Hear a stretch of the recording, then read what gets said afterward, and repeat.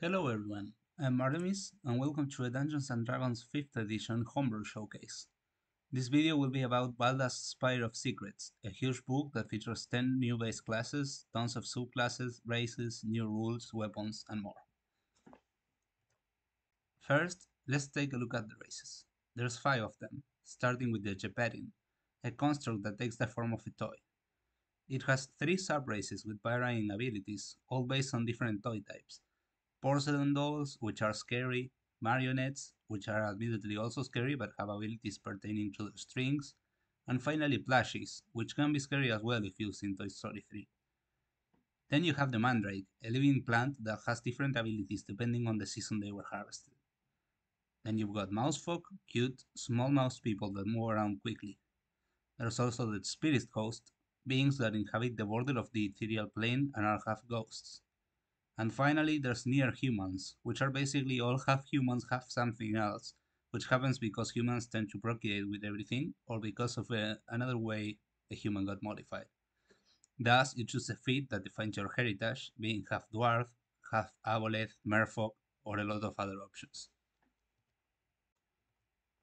We'll now move on to the classes, my favorite part of the book. We'll start with the Alchemist, a bomb-throwing, potion-making class that may or may not be able to make a nuclear bomb at level 20. They have a bunch of different bombs with weird effects, and 8 subclasses, each with their own special bomb and abilities. You can see them all in this list, so pause if you want to read all the concepts. Otherwise, I'll mention my favorites, which are the Apothecary, which heals better and has painkiller bombs, and the Xeno-Alchemist, which at high levels can make a Frankenstein-like monster golem. The next class we're taking a look at is the Captain, which is a martial class that has a companion called the Cohort, which works like a second player character you control. You also have different maneuvers which you can use to make your allies do stuff.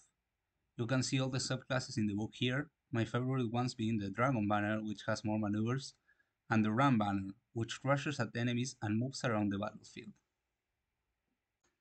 After the Captain follows the Craftman, an extremely complex class that focuses on crafting and improving weapons and armors with modifications. Here are all the subclasses, with my favorite ones being the Calibarons, who are better at modifying firearms, and the Mechanauts Guild, which builds a mech. Then we have the Gunslinger, a class focused on the use of firearms, of which you can find rules and quite a few new ones in the book. The class has features focused on taking risks and landing crits. This class has 9 subclasses in the book. I particularly like the High Roller, which can lie to the DM about the roll, or the Gun Co-Master, which does martial arts with their firing a la John Wick. Then we have the Investigator, probably my favorite class theme-wise. They are skill monkeys and ritual-only casters that focus on out-of-combat roleplay. An example character would be Constantine from DC Comics. The best subclasses in my opinion are the Spy, which has bonuses to interact with people and hiding, and the Archivist, which are magical experts. Then we have a pretty unique class, the Martyr. It's a full spellcaster that casts using their own health. They are chosen by a god to fulfill a burden, which are your subclasses, and are destined to die in the end, having a powerful ability that ends up killing them at level 20. You can see here the subclasses, my favorites being the Burden of the End, which allows you to reroll spell damage, or the Burden of Revolution, which makes you extremely tanky. After the Martyr comes the Necromancer, a class focused on minions and magic. They have a bag of bones and can create several different thralls that help them in battle. The chess classes I like best are the Death Knight, which focuses on weapon combat and can do some insane crits, and the Pale Master, which is basically the same as the Death Knight, but with spells. The Warden comes next, a martial tank defender. They can lock people in place, defend allies, mark enemies to focus on you, and similar stuff. I'm particularly interested in the Grey Watchman, which has maneuvers and defends allies even more, and the Stoneheart Defender, which can cover themselves in rock, knock people down, and more. Next is my favorite class in this book, the War Mage. They focus on using cantrips and have several ways to improve them, like some of them gaining additional functionalities or them doing more damage. The subclasses I've used more are the House of Pawns, which has access to more options, and the House of Knights, which focuses on fighting melee. And finally, for classes, we have the Witch, a full caster class with hexes and an improved familiar. My recommended subclasses for this class are Blood Magic, which uses their own hit points to do stuff, and Steel Magic, focused on weapon combat.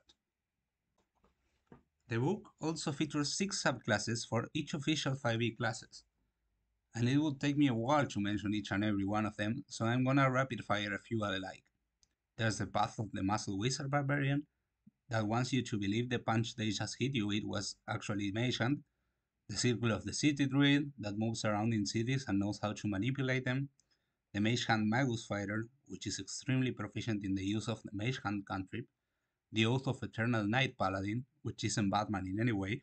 The Toon Magic Sorcerer, which can become 2D and has randomly determined spells list every day.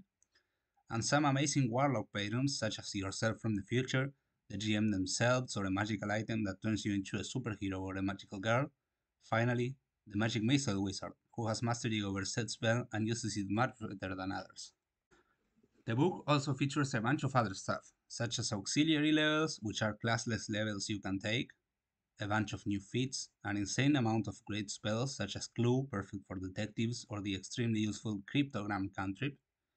There are also new optional rules on how to run the game, new magic items, and even a sport you can play in game in one of the appendices. And that is it for today. I hope you liked the showcase and thank you for watching. Thanks also to Mage Hand Press for making such amazing content as well. Subscribe, like, and see you next time.